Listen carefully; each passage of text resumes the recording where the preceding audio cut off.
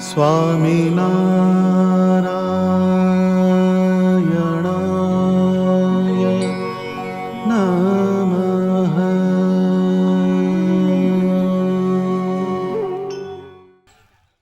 સ્વામિનારાયણ નામ ભજ મન, સ્વામિનારાયણ નામ. સ્વામિનારાયણ નામ ભજ મન.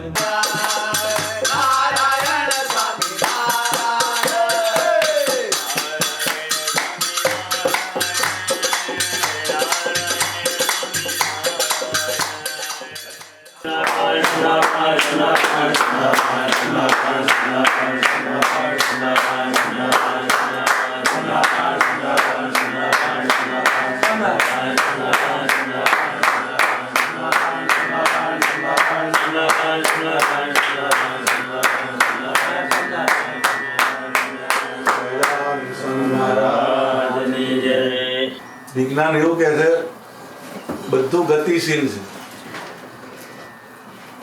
Everything is moving. ઇવન આ ભીત હોય, ભીત એમાં મોલેક્યુલ ફરતા હોય. આ સાયન્સનું શોધ છે. એટલે બધાની ગતિ છે, ગતિ. આજે ધૂન ચાલતી હતી, આજે ધૂનમાંથી એક પોઈન્ટ આવ્યો. ધૂન જે છે આપણે બોલીએ મંત્ર જાપ, મંત્ર. એ મંત્ર જે છે એ આપણી ઉર્જા જે હોય શરીરની, એ ઉર્જાને ગતિ કરાવે. એ મંત્ર. ત્રણ વસ્તુ છે યુનિવર્સમાં. એક મંત્ર, બીજું યંત્ર ને ત્રીજું તંત્ર. મંત્ર એક એનર્જી થઈ, શક્તિ. 10 ગેલનનું પેટ્રોલ હોય કેરવો, એના ઉપર તમે બેસો તમે ગતિ નહીં કરી શકો. એનર્જી છે. મંત્રને યંત્ર જોઈએ. યંત્રની અંદર તમે નાખો તો એ તમને તમારા ધારેલા ડેસ્ટિનેશને લઈ જાય. એ યંત્ર થયું. એટલે આપણું જે શરીર જે છે એ યંત્ર છે. મન છે એની અંદર એ યંત્ર મૂક્યું ભગવાને. મંત્ર જે છે એનર્જી છે. એટલે પોટેન્શિયલ વાળો મંત્ર તમે બોલો છો, એને ટ્રાવેલ કરાવવો હોય તો યંત્રની જરૂર પડે. આપણી જીભ એ યંત્ર થઈ. મન જે છે એ યંત્ર થયું. એ શબ્દ આપણે બોલ્યા મંત્ર. હવે એ મંત્ર અને યંત્ર. યંત્ર એટલે દાખલા તરીકે ગાડી, એમાં તમે ફ્યુઅલ ભર્યું, પણ એ ગાડીનું તંત્ર છે પાછું. એનો ડાયાગ્રામ દોરાય. સીધું ના હોય, ગાડી એમને એમ ના બને. એના બધા સ્પેર પાર્ટ્સના ડ્રોઈંગ થાય, એની બધી ઇચ એન્ડ એવરી આસ્પેક્ટ હોય ગાડીના, એની ડિટેલિંગ થાય. એની સીટ હોય, એના બ્રેક હોય, એની બધી વ્યવસ્થા હોય, એના ડાયાગ્રામ દોરાય. એ તંત્ર થયું. મંત્ર, યંત્ર અને તંત્ર. આ ત્રણનું કોમ્બિનેશન થાય તો જ મંત્ર સક્સેસફુલ જાય.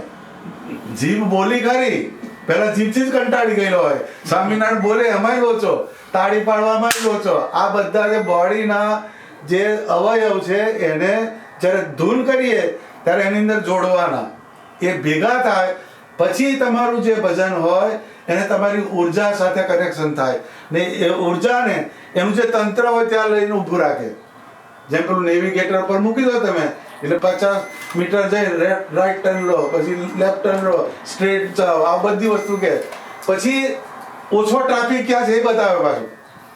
ગૂગલ પર જાઓ, 3-4 રસ્તા હોય પણ ઓછો ટ્રાફિક ક્યાં છે એ બતાવે. એમ શિક્ષાપત્રી જે છે એ નેવિગેટર છે આપણું. ઓછો ટ્રાફિકથી તમે ભગવાન પાસે કેમ ના વહેલા જાઓ એ બધું એની અંદર બતાવ્યું. એટલે આ બધી વસ્તુનું ફ્યુઝન કરવું પડે. ધૂન એકલી ચાલે નહીં. ધૂનની સાથે આપણું શરીર પહેલું, એ યંત્ર જોડાવવું જોઈએ. પછી એ યંત્ર જે છે એને મંત્રના તંત્રમાં લઈ જવું પડે. તો સ્વામિનારાયણ બોલ્યા આપણે. કાલે મેં વાત કરી, સ્વામી વત્તા નાર વત્તા અયન ઇઝ ઇક્વલ ટુ સ્વામિનારાયણ. સ્વામી અને નાર આ બે સમજા, જીવનો સમૂહ, અને સ્વામિત્વ ભગવાનનું છે. પણ અયન શબ્દ જે છે એ અગત્યમાં ગતિ. અયન એટલે ગતિ. બધી વસ્તુ મૂવિંગ છે. આ તમારો મંત્ર અહીં છે, મંત્ર ફરે છે બધે. ભલે ધૂન તમે ત્યાં બોલ્યા પણ એ ઘરના બધા મોલેક્યુલની અંદર ફિટ થાય એ આપણને ખબર ના પડે, એની અસર થાય. ફૂલ હોય ફૂલ, એના ઉપર તમે થોડું પાણી છાંટો તો એને લાઈવ રાખે છે. પાણી લાઈવ રાખે છે, સીધું લાઈવ રહે નહીં, પાણી એને લાઈવ રાખે. એમ આપણું ઘર છે, આ ઘર છે એ ગ્રોસ ફોર્મ છે, આ બોડી જે છે આપણું એ સટલ ફોર્મ છે, આ એક સૂક્ષ્મ શરીર છે, એ ભગવાનને રહેવાનું ઘર છે. એની અંદર પણ આપણું અવયવો જે ઇન્દ્રિયો જે છે એની અંદર સ્વામિનારાયણ મંત્રનો વ્યાપ થાય તો એ બોડી તમારું જે છે ભગવાન તરફ ગતિ કરાવનારું થાય અને થાય. એટલે મંત્ર જ્યારે આપણે બોલવા જઈએ ત્યારે પેલું યંત્રને કનેક્ટ કરવાનું. આપણું યંત્ર જે છે જેમ પેલા બધું જોઈ લે છે ને ગાડી ચલાવતા પહેલા ઓવર ઓઇલિંગ કરાવે છે, ડીઝલ બધું પુરાવે છે, બધું કરે. ડીઝલની જગ્યાએ જ્ઞાન, જેમ ડીઝલ પુરાવો છો એ આપણી પાસે જ્ઞાન હોવું જોઈએ. પછી એની અંદર તમારો જીવ જોડાયેલો હોવો જોઈએ. એ મંત્ર બોલીએ ત્યારે પહેલી ઇન્દ્રિયોને મંત્રમાં જોડવાની, પછી એ મંત્રના યંત્ર તંત્ર એવા સ્વામિનારાયણ ભગવાન એના આકારની અંદર એને લઈ જવાનો પ્રયત્ન કરવાનો. એટલે જે આપણે અહીંયા ધૂન બોલ્યા એ સુખ સ્વામીએ વાત લખી કે તમે જે કથા કીર્તન આદિ કરો છો એને અક્ષરધામમાં રહ્યા થકા ભગવાન સ્વામિનારાયણ અને મુક્તો એને જુએ છે. જ્યારે આપણે ધૂન બોલીએ ત્યારે આપણું ફોકસ ક્યાં આવવું જોઈએ? પરમાત્મા જે ધામમાંથી આવ્યા એ ધામના ધામી એવા સ્વામિનારાયણ ભગવાન, એનો મંત્ર, એનો હું જાપ કરું છું. આ એક અવેરનેસ, એનાથી આપણે મંત્ર બોલવાનો એ સીડ મૂકવાનું પહેલું, પછી બધી ફેકલ્ટીઝને એમાં જોડવાની, હાથને જોડવાનો તાળીમાં, જીભને જોડવાની ગાવામાં, મનને જોડવાનું મૂર્તિમાં, અને તમારો જે પ્રાણ શ્વાસ એ શ્વાસને પણ મંત્ર સાથે જોડવાનો. પછી આપણે મંત્ર જાપ કરીએ એનો અયન નારાયણ અયન ગતિ એ તમને પરમાત્માના આકાર તરફ કરાવે. સહજાનંદ સ્વામી મહારાજની આ મંત્રનું વિજ્ઞાન છે. જય સ્વામિનારાયણ. આ રીતના